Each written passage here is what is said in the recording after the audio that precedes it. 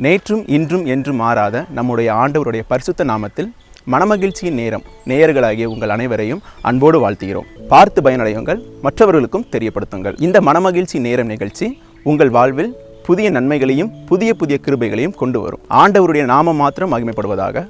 ஆமென்.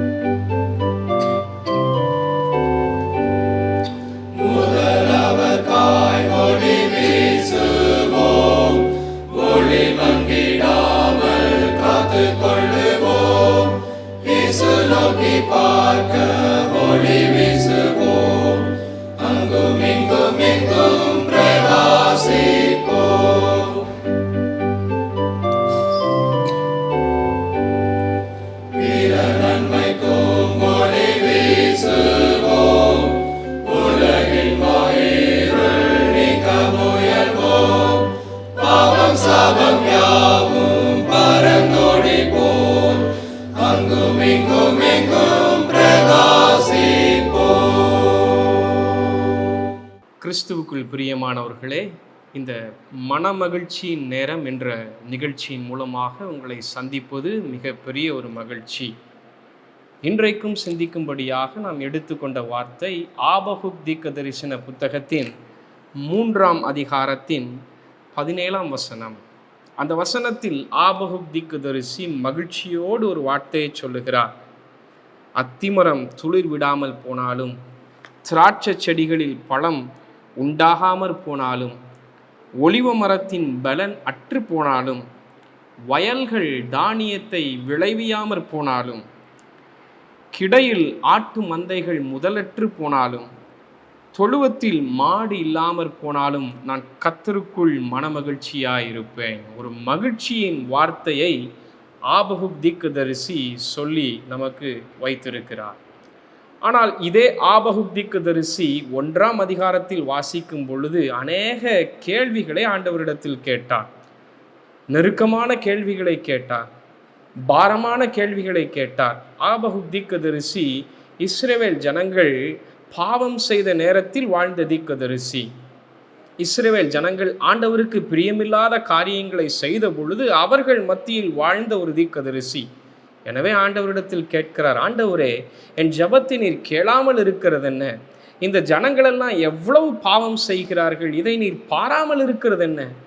என்னுடைய கண்கள் கொடுமையை பார்க்கிறதே, என்னுடைய கண்கள் வேதனையான காரியங்களை பார்க்கிறதே, எனக்கு சோர்வு உண்டாகிறதே. பாரத்தோடு புலம்பின தீர்க்கதரிசி 3ஆவது அதிகாரத்தில் மகிழ்ச்சியாய் சொல்லுகிறார், எதை குறித்தும் நான் பயப்பட மாட்டேன், எதை குறித்தும் நான் சோர்வடைய மாட்டேன், நான் மகிழ்ச்சியாக இருப்பேன், என்ன நடந்தாலும் சரி நான் மகிழ்ச்சியாக இருப்பேன். பாருங்கள், எவ்வளவு பெரிய ஒரு மாற்றம். பாரத்தோடு இருந்த ஒரு தீர்க்கதரிசி, கவலையோடு ஆண்டவரிடத்தில் கேள்விகளை கேட்ட ஒரு மனிதர் எப்படி இவ்வளவு மகிழ்ச்சியாக கவலையில்லாத ஒரு வார்த்தையை பேசிட முடியும்? அநேக நேரத்தில் மனிதர்களாகிய நம்முடைய வாழ்க்கையிலும் அநேக கேள்விகள் இருக்கிறது, ஆழமான கேள்விகள் இருக்கிறது. நம்முடைய இருதயத்தின் ஆழத்தில் கவலைகள் இருக்கிறது. எப்பொழுது நம்முடைய கவலைகள் எல்லாம் மகிழ்ச்சியாய் மாறும்? 3 மாற்றங்களை இந்த ஆபகுக் தீர்க்கதரிசன புத்தகத்தில் நாம் வாசிக்க முடியும். அதைத்தான் சுருக்கமாக நாம் தியானிக்க போகிறோம். முதலாவது, ஆபகுக் தீர்க்கதரிசியின் கேள்வி ஒரு விண்ணப்பமாய் மாறினதாம். முதலாவது மாற்றம், கேள்வி விண்ணப்பமாய் மாறினதாம். பாருங்கள், இந்த ஆபகுக் தீர்க்கதரிசி ஆண்டவரிடத்தில் அநேக கேள்விகளை வைக்கிறார். ஏன் என்னுடைய கண்கள் கொடுமையை பார்க்க வேண்டும்? ஏன் என்னுடைய கண்கள் ஜனங்களின் பாவங்களை பார்க்க வேண்டும்? 1ஆம் அதிகாரத்தில் கேள்வியை வைக்கிறார். இப்பொழுது ஆண்டவர் பதில் கொடுக்கிறார். ஆபகுக், உன்னுடைய ஜெபத்திற்கு நான் பதில் கொடுத்து விட்டேன். இந்த தேசத்தின் ஜனங்களை அடிமைகளாக மாற்றப் போகிறேன்.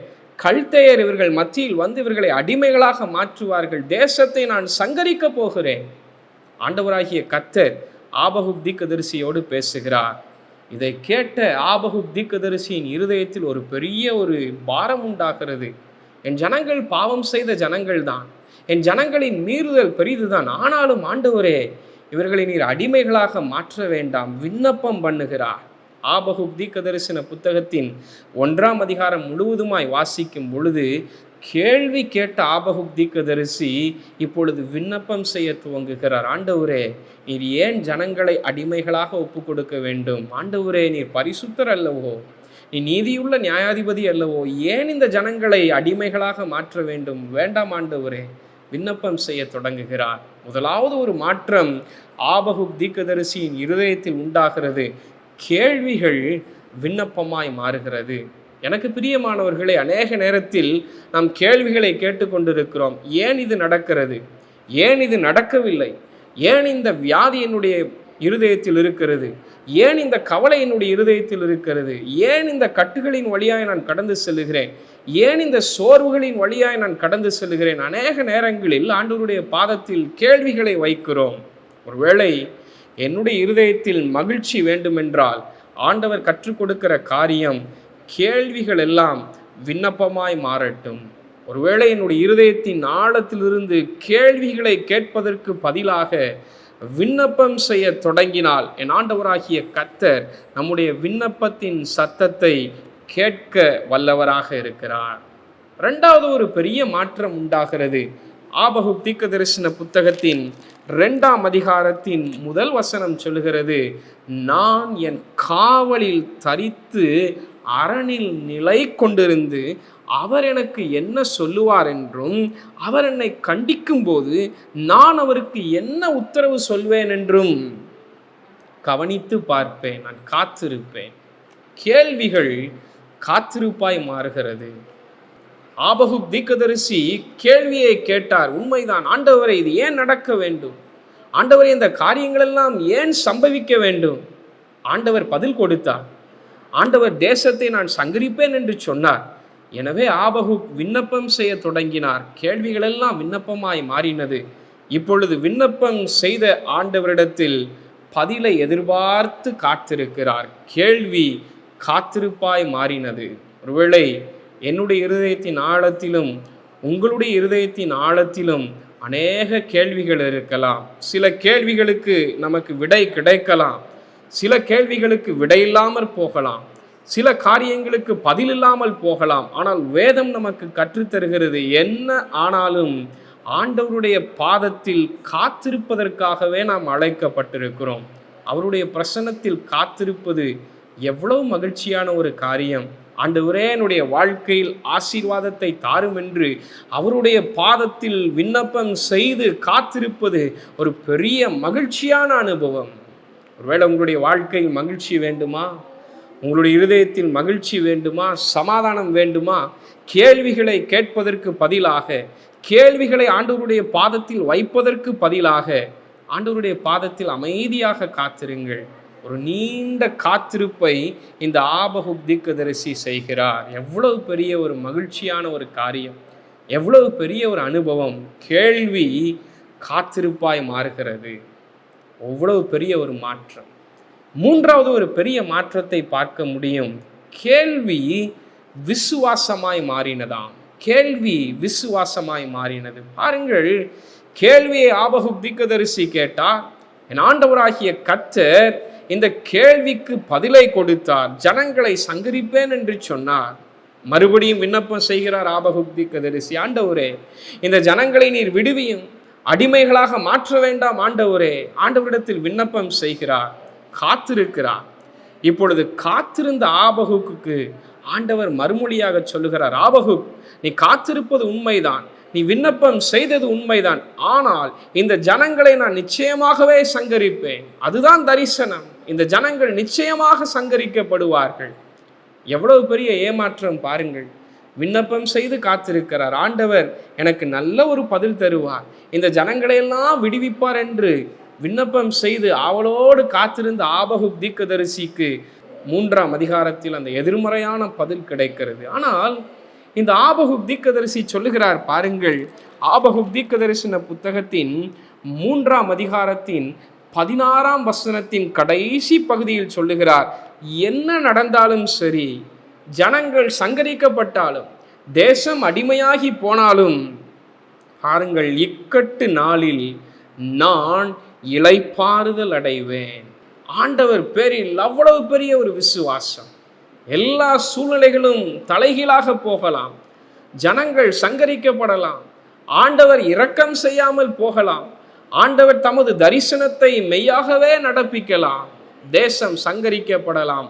ஆனாலும் என்னுடைய விசுவாசம் என் ஆண்டவர் பேரில் இருக்கிறது. பாருங்கள், 1வது அதிகாரத்தில் கேள்வியை கேட்ட தீர்க்கதரிசி, 1வது அதிகாரத்தில் ஆண்டவருடைய பாதத்தில் கேள்வியை வைத்த தீர்க்கதரிசி, ஆண்டவரே, என்னுடைய கண்கள் ஏன் கொடுமையை பார்க்க வேண்டும்? என்னுடைய கண்கள் ஏன் பாவத்தை பார்க்க வேண்டும்? என்னுடைய கண்கள் ஏன் கொடுமையான காரியங்களை பார்க்க வேண்டும் என்று கேள்வியை கேட்ட தீர்க்கதரிசி இப்பொழுது சொல்லுகிறார், என்ன நடந்தாலும் நான் இளைப்பாறுதல் அடைவேன். ஒருவேளை எதிரிகள் வந்தாலும், கல்தேயர் வந்தாலும் நான் இளைப்பாறுதல் அடைவேன். காரணம், என்னுடைய விசுவாசம் என் ஆண்டவராகிய கர்த்தருடைய பேரில் இருக்கிறது. ஆண்டவருடைய பிரசன்னத்தில் நாம் இருக்கிற பிள்ளைகள் அநேக நேரத்தில் நம்முடைய வாழ்க்கையில் தலைகீழான சூழ்நிலைகளில், நம்முடைய வாழ்க்கையில் நாம் நினைத்ததற்கு மாறான காரியங்கள் நடக்கும் பொழுது விசுவாசத்தை இழந்து போகிறோம், நம்பிக்கை இழந்து போகிறோம். ஆண்டவரே, என்ன நடக்கிறது? என்ன காரியங்கள் சம்பவிக்கிறது? எல்லாம் எதிராக இருக்கிறதே, எல்லாம் தலைகீழாக இருக்கிறதே, என்னுடைய ஜெபங்கள் கேட்கப்படவில்லையே, என்னுடைய விண்ணப்பத்திற்கு பதில் இல்லையே என்று அநேக நேரத்தில் அங்கலாய்த்து கொண்டிருக்கிறோம். ஆனால் ஆபகுக் தீர்க்கதரிசி 1ஆம் அதிகாரத்தில் அங்கலாய்த்து ஆபகுக் தீர்க்கதரிசி 3ஆம் அதிகாரத்தில் தன்னுடைய விசுவாசத்தை வெளிப்படுத்துகிறார். நீங்களும் விசுவாசத்தோடு இருங்கள், கர்த்தரையே நம்புங்கள், எது நடந்தாலும் ஆண்டவரை சரியாய் பிடித்து கொள்ளுங்கள். உங்களுடைய கேள்விகள் எல்லாம் விண்ணப்பமாய் மாறட்டும், உங்களுடைய கேள்விகள் எல்லாம் நம்பிக்கையின் வார்த்தைகளாய் மாறட்டும். இதையெல்லாம் செய்யும் பொழுது நீங்களும் சொல்ல முடியும், என்ன நடந்தாலும் சரி, அத்திமரம் துளிர் விடாமற் போனாலும் சரி, திராட்சை செடிகளில் பழம் உண்டாகாமற் போனாலும் சரி, ஒலிவ மரத்தின் பலனற்று போனாலும் சரி, கிடையில் தானியங்கள் விளைவியாமற் போனாலும் சரி, கிடையில் ஆட்டு மந்தைகள் முதலற்று போனாலும் சரி, நான் கர்த்தருக்குள் மனமகிழ்ச்சியாக இருப்பேன். நீங்கள் சொல்ல முடியும், நீங்கள் சொல்ல முடியும். மனமகிழ்ச்சியின் ஆண்டவர் உங்களை அப்படியே ஆசீர்வதிப்பாராக. உங்கள் கேள்விகளெல்லாம் விண்ணப்பமாய் மாறட்டும், உங்கள் கேள்விகளெல்லாம் காத்திருப்பாய் மாறட்டும், உங்கள் கேள்விகளெல்லாம் விசுவாசத்தின் வார்த்தைகளாய் மாறட்டும். ஆண்டவர் உங்களை நிச்சயமாய் ஆசீர்வதிப்பார். கண்களை மூடி நாம் செபிக்கலாம்.